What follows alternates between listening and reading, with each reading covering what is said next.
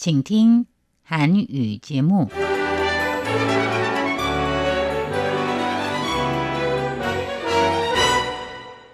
안녕하십니까? 중화민국 국제방송 타이완의 소리 RTI 한국어 방송입니다. 금요일 방송은 간추린 뉴스 랜선 미식회 멜로디 가든의 손으로 이어집니다. 4월 18일 금요일 간추린 뉴스 헤드라인입니다. 중화민국 외교부 차장은 프랑스 언론과의 인터뷰에서 유럽을 대상으로 친중국 노선을 취하지 말 것을 호소했습니다.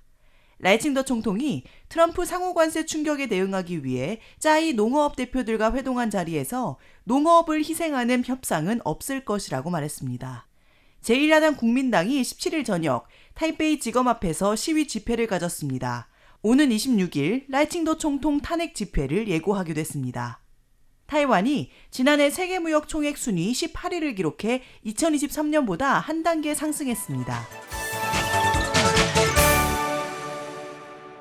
우주정 외교부 장관은 현지 시간으로 16일 프랑스 언론과의 인터뷰에서 현재 중국은 미국을 능가할 실력을 갖추지 못하고 있고 유럽과의 동맹을 통해 미국의 선두적 위치를 약화시키는 한편 유럽의 기술과 지식으로 중국의 산업력을 높이고 베이징이 주도하는 새로운 국제 질서를 구축하려고 한다고 밝혔습니다.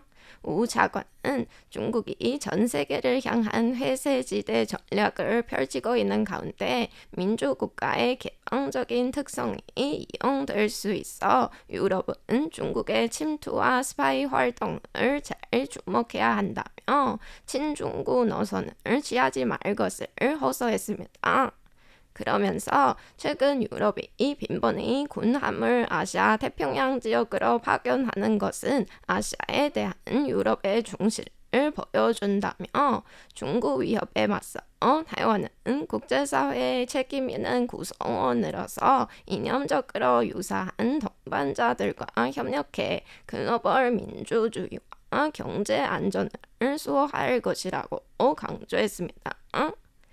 타이완 미국 관계에 관해서는 양국은 상호 관세에 대해 협상 중이고 곧 효과적인 협력 방식을 찾을 것이라고 언급했습니다. 다음 소식입니다.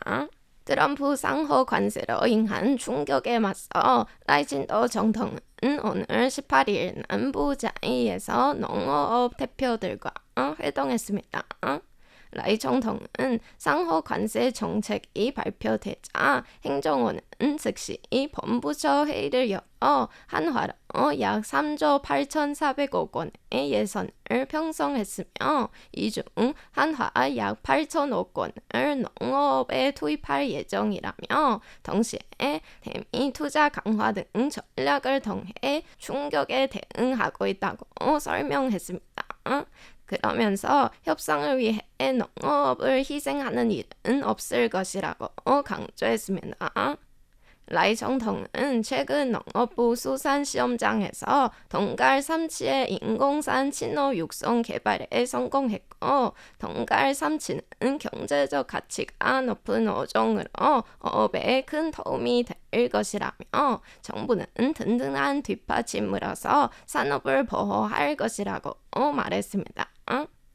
중화민국 수산양식업 발전협회의 허옌롱 회장은 코로나 팬데믹 기간에 타이완산 틸라피아의 대미 수출이 60%에서 80% 성장했지만 최근 몇 년간 기후 이상과 상호 관세로 인해 큰 타격을 입고 있으며 정부는 생산 판매 계약을 지원할 뿐만 아니라 어종의 질병 문제에도 협조하기를 희망한다고 언급했습니다.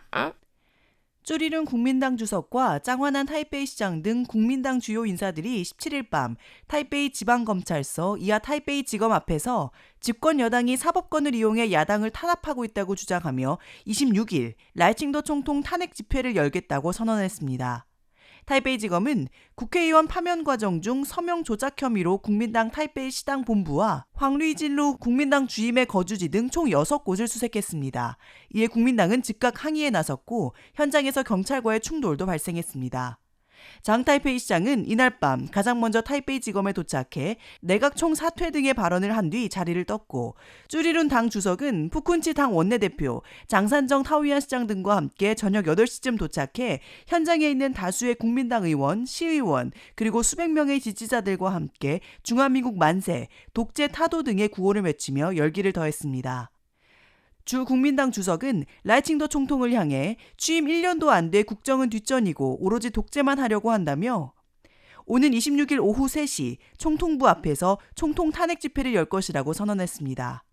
이에 쩌룽타이 행정원장은 아무리 옳은 일이라도 올바른 사람이 적절한 시점에 제기해야 성사될 수 있다며 국민이 내각 불신임에 동의하는지가 중요한 이슈라고 언급했습니다.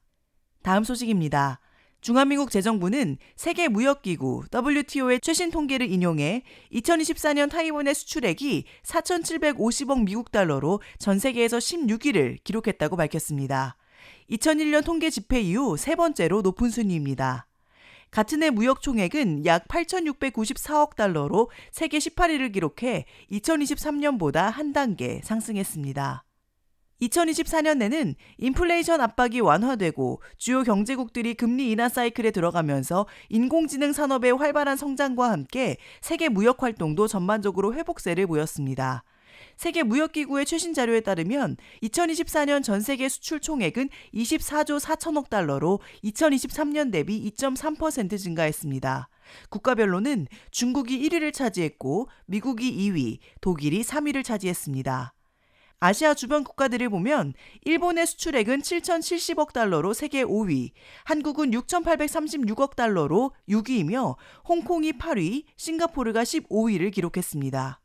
이상으로 간추린 뉴스 진행의 안우산 서승임이었습니다.